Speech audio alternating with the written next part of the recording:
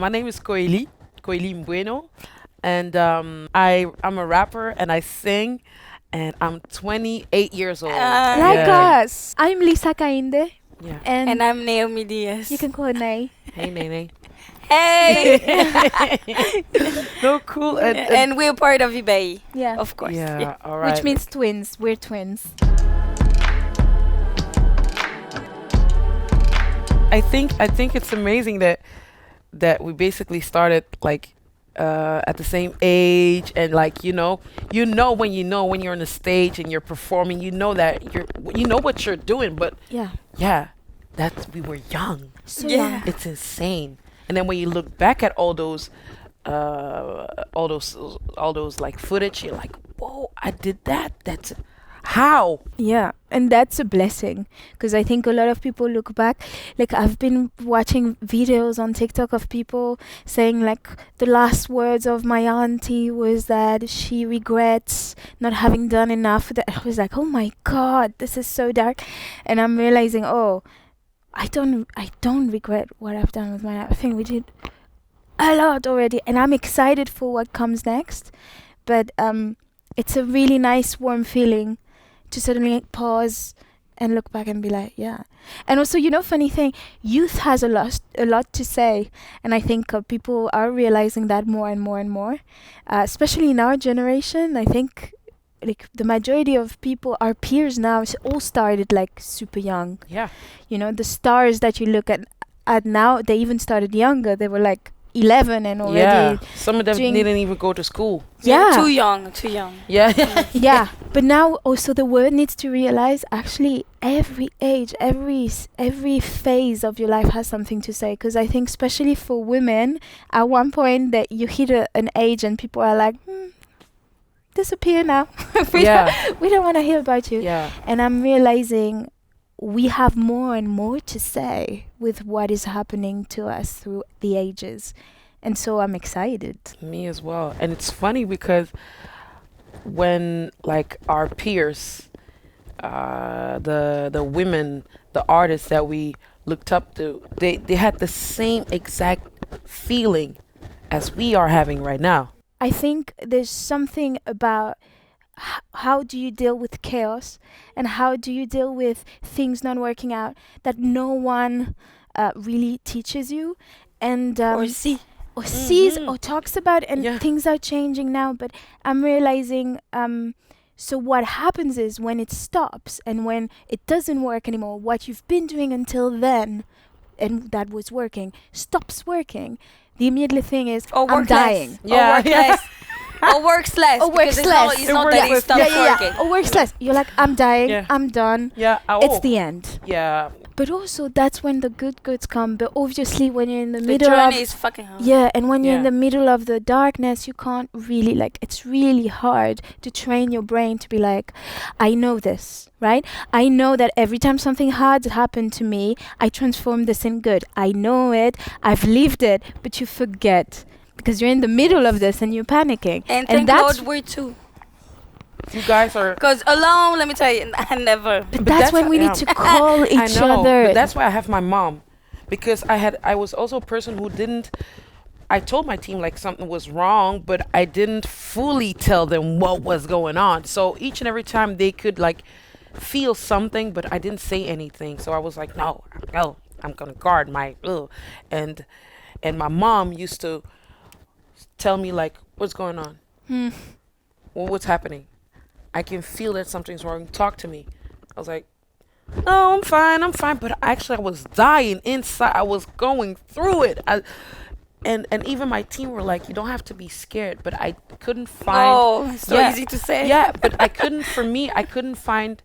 I couldn't find the thing that would put me over that broom to start talking, because I didn't know how. I think the only thing that I just needed was a hug. Yeah. Or just a tap on the shoulder. And not Yeah. you gonna be fine. I know we all gonna be fine eventually, but I just needed a listening ear, but I didn't feel comfortable enough. Our mom has always been a huge part also of Ibeyi. You know, I often say like it's almost like we are a trio, but one is not on stage. Yeah. But our our first album, I co-wrote a lot of the songs with her. Oh, damn. She's always the two first people I play the songs to are always Naomi and her opinion is important to us.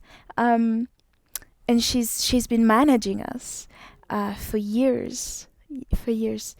It's also incredible that we got to grow up feeling protected and got to be in this industry without feeling that someone was trying to, take advantage. Yeah, we had luck. And so already we are 2 plus we are 3. So it was like And 4. the fourth member of us is Zineb. She's our second manager, and she's like our aunt because she met us. We were 5, and yeah, team and family is always the most important. That's what my team is as well. For me, when I started the music thing, my mom was kind of skeptical about it. Like, she was like, I don't know. I don't know if I want to throw my daughter into the lion's den because the industry. Because I also understand she didn't know a lot about it. Because she knew what she knows. Like, when artists go to the industry and then boom, boom, boom, something happens and then they die or drugs or I don't know what. Right.